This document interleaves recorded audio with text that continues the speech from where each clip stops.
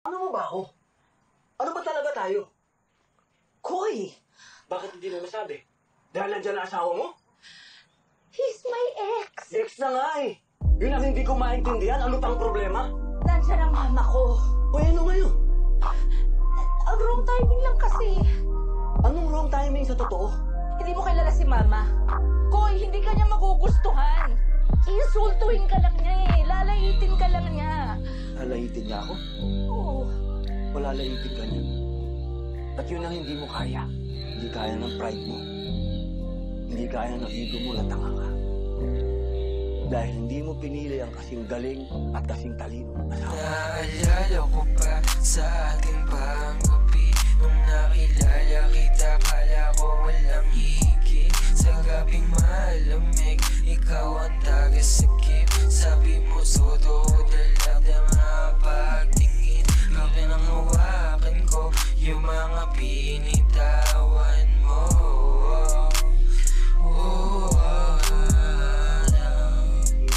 Kala ko ikaw yung aking mundo. Pinaniwalaan na lang bakit ito yung kakali. At sinabi mo sa akin na walang sakit. At walang dapat na magbago, yan ang lagi mong banggit. Kaya ako'y nandito sumasikli. Kala ko handa ka na, hindi pa rin pala sapat ang ginagawa ko.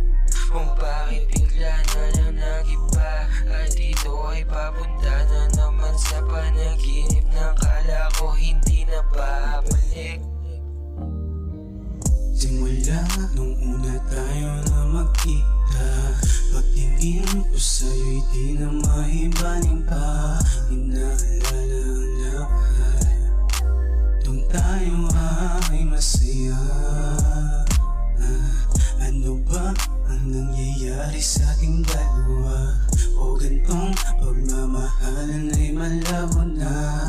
Bigay mo na saglit, nais ko nga sakit. O bakit bigla nang nawala? Ang tanong kung maaayos pa ba nato?